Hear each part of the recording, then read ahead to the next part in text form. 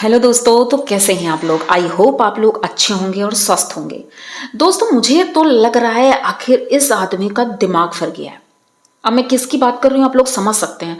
तो वीडियो की तरफ बढ़ने से पहले आप लोग चैनल को सब्सक्राइब कर लिए, लाइक कमेंट करिए और शेयर कर दीजिए, क्योंकि ये वीडियो बहुत ही ज़्यादा इंपॉर्टेंट होने वाला है।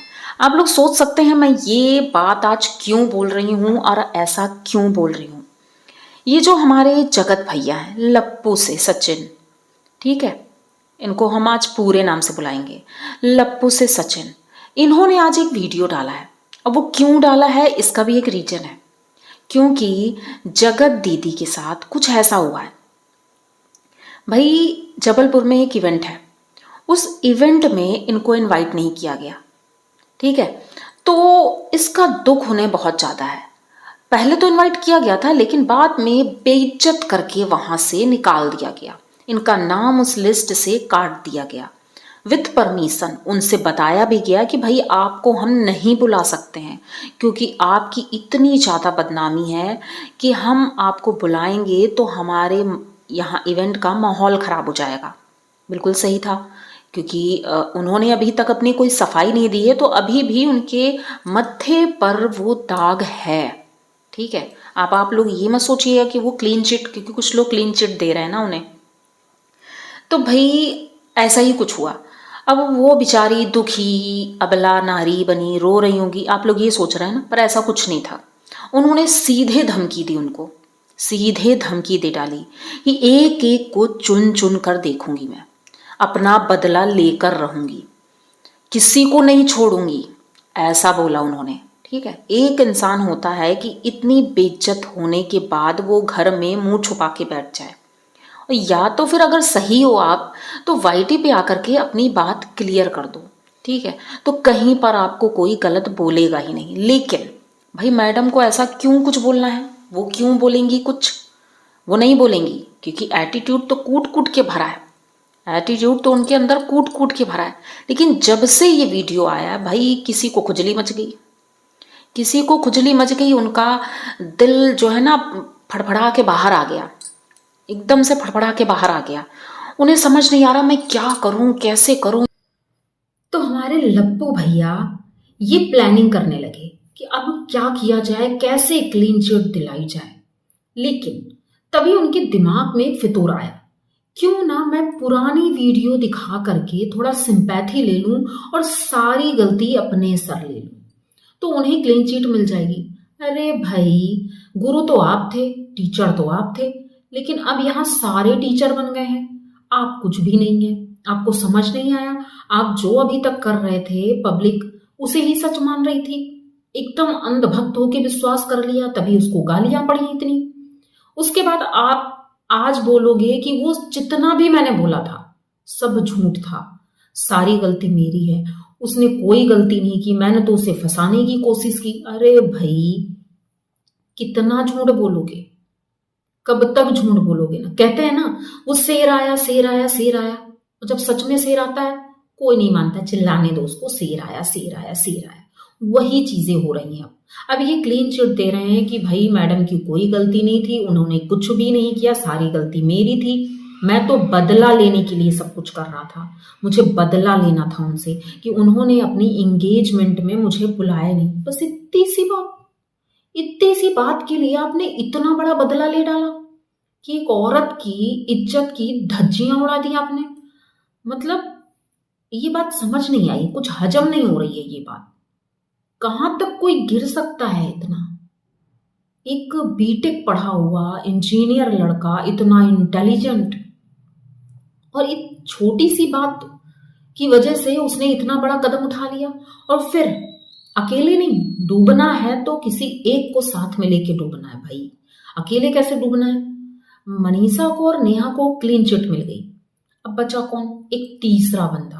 वो तीसरा बंदा जो जगत दीदी का क्लोज था, बहुत क्लोज। इन्होंने बताया जैसे कि उनके बहुत क्लोज फैमिली का मेंबर है, उसने ही इनसे ये सब करने को कहा था। अरे भैया, बख्श दो अब किसी तीसरे को, उस तीसरे का नाम लाने की जरूरत नहीं है। जो भी हुआ होगा ठीक है, आपने बोल दिया जो आपको बोलना है, एक बार मैडम जी को भी तो आने दो सामने, वो आए, वो भी अपनी बात रखें। अगर इतनी सीधी सुधर्मा और सती तो नहीं बोल सकते भाई, ऐसा नहीं बोलना है कुछ, ठीक है। तो वो जो भी हैं वो अपनी बात रखें आके सामने, तब लोग विश्वास करेंगे। आपकी बातों पे कोई विश्वास नहीं करेगा। आप तो झूठ पे झूठ, झूठ पे झूठ बोलते जा रहे हो। जैसे वो नहीं है, वो नाना पाटेकर का डायलॉग है, तारीख पे तारीख, तारीख पे तारीख बढ़ती जा रही है। आपने बोला 31 तारीख को सब क्लियर हो जाएगा। भाई कौन सी 31? कौन सी 31? ये दिसंबर वाली या जनवरी वाली? कौन सी? तो भाई साहब अब ये इमोशनल कार्ड फेंकना बंद कर दीजिए। भाभी जी गई हैं मायके, तो उनके पीछे जाइए, आप उनको लेकर आइए और अपनी जिंदगी उनके साथ जिए। इनके लिए इतना हेडक लेने की जरूरत नहीं है, क्योंकि ये हेडक आपने ही दिया है। पब्लिक आपकी वजह से परेशान है, क्योंकि जगत दीदी तो आई नहीं कुछ बोलने के लिए। वो तो भैया अपना रोना धोना रो के चली गई। हम भी नहीं चाहते हैं किसी महिला को इतना ज्यादा प्रताड़ित किया जाए कि वो कुछ गलत कदम उठा ले, लेकिन कहीं ना कहीं उनकी गलती भी है। हो सकता है इन्होंने जैसे कि बताया नहीं आज कुछ जगत भैया ने कि हमारा कुछ है, ये तो नहीं बताया, लेकिन हो सकता हो, ठीक है, उधर से भी रहा होगा, इधर से भी रहा होगा। तो इन्होंने आज तो ऐसा कुछ नहीं बताया है, लेकिन होगा जरूर, ये तो कंफर्म है कुछ ना कुछ। तो फिर वो बात आकर आप बोल देती, यहाँ क्लियर हो जाता, आपको इवेंट में जाने को मिल जाता। क्योंकि ये बात सब लोग जानते हैं, आपको एक मैसेज से प्रॉब्लम होती थी, और जब कोई फेस पे आके बोलता है ना कि भाई आउट हो जाओ यहाँ से, तो वो आउट बर्दाश्त नहीं होता है, वो आपसे बर्दाश्त नहीं हो रहा है। हो सकता है जगत भैया की उनसे बात भी हुई हो, इसीलिए ये इतना उतावले हो गए, इनका दिल फड़फड़ा के बाहर आ गया कि भाई मैडम का फोन आ गया। इसीलिए इतने दिन से नाम नहीं ले रहे थे, लेकिन आज नाम भी ले लिया। आज तक इन्होंने किसी का पक्ष नहीं लिया, लेकिन जगत दीदी के लिए फटाक से एक वीडियो लेकर आ गए। अरे भैया अभी भी समय है, सुधर जाओ, तो सुधर जाओ, कितना बोला जाए आपको। ये वीडियो का अंत तो होना ही नहीं है, क्योंकि आज इन्होंने जो रायता फैलाया है ना, ये समेटने से भी नहीं समेटेगा, और ये समेट भी नहीं पाएंगे, क्योंकि खुद कंफ्यूज हो गए हैं। इन्हें खुद समझ नहीं आ रहा है ये कर क्या रहे हैं। कभी झूठ बोलते हैं, कभी सच बोलते हैं, कभी कुछ करते हैं। अब एक दिन ये खुद बैठकर सोचेंगे आखिर इन्होंने किया क्या और किसके लिए किया। वो इंसान शायद इन्हें भाव ही नहीं दे रहा है। अब अगर दे भी रहा होगा ना, अपने मतलब से दे रहा है, और कोई मतलब नहीं है उसका भाव देने का, क्योंकि वो भी बहुत चालाक बंदी है, बहुत चालाक, इतनी चालाक कि शायद नॉर्मल कोई होगा। जो इंसान इतना सब होने के बाद भी नहीं टूट रहा है, धमकियां दे रहा है, वो इंसान सीधा सरल बिचारी होगी? कहीं नहीं, वो कोई बिचारी नहीं है। वो अभी भी इनका यूज कर रही है, और इनसे कहा होगा कि भाई मेरी इमेज तुमने डाउन की, अब उसको क्लियर करो, करना पड़ेगा। अरे भाई तुमको करना पड़ेगा, ऐसे ही बोला होगा, और गंदी वाली दे करके बोला होगा। तब भाई साहब फटाफट अपना ये पोथी पत्रा लेकर आ गए और चिट्ठी दिखाने लगे, मैंने चिट्ठी लिखी। अरे भाई राइटिंग तो, भाई गुरुजी राइटिंग जरा सही से बनाया करो। राइटिंग तो बहुत ज्यादा गंदी थी, बहुत गंदी। उसमें कितना कट्टा पिट्टी, और ये थोड़ा सा उसको क्लियर बनाते थोड़ा अच्छे से। अगर कभी कुछ हो जाता तो बाद में पढ़ने के काम आता, तो कौन पढ़ पाएगा? आपकी राइटिंग तो लग रहा था पैरों से लिखी है। इससे ज्यादा क्लीन तो मेरा वो 5th क्लास में बच्चा है, वो लिख लेता है, बहुत क्लीन। तो भाई ये सारे कारनामे अब दिखाने की जरूरत नहीं है, क्योंकि अब बार बार आपके ऊपर कोई ट्रस्ट नहीं करेगा, ठीक है, कोई भी नहीं करेगा। तो ये फेंकना बंद करिए और अच्छे से अपने घर में दुबक के बैठिए।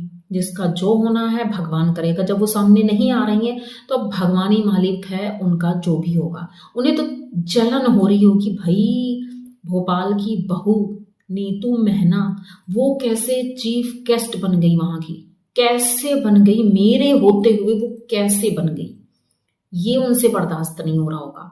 तो भाई ठीक है, अगर आपको बर्दाश्त नहीं हो रहा है तो थोड़ा सा बर्दाश्त करना सीख जाओ। नेक्स्ट वीडियो में जल्द से जल्द आपका भयंकर वाला रूप लेकर आने वाली हूँ, तो जल्दी से जल्दी पहले इसे सब्सक्राइब कर लो, लाइक कमेंट कर लो, और बेल आइकॉन तो दबाना बिल्कुल मत भूलना, क्योंकि बहुत ही ज्यादा जरूरी है और ऐसे ही अच्छे वीडियो मैं लेकर आती रहती हूँ।